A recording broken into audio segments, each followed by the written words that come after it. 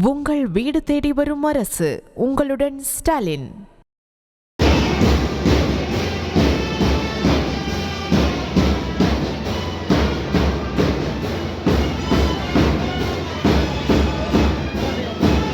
மாணவர்களாக இந்த உலகத்தில் காலணி எடுத்து வைக்கக்கூடிய உங்கள் அத்தனை பேருக்கும் என்னுடைய மனமார்ந்த வாழ்த்துக்களை நான் தெரிவித்துக் கொள்கிறேன்.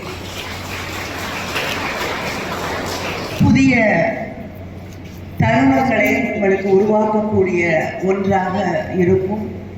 It will have a lot of new experiences to share with you and a lot of challenges it will throw in your way.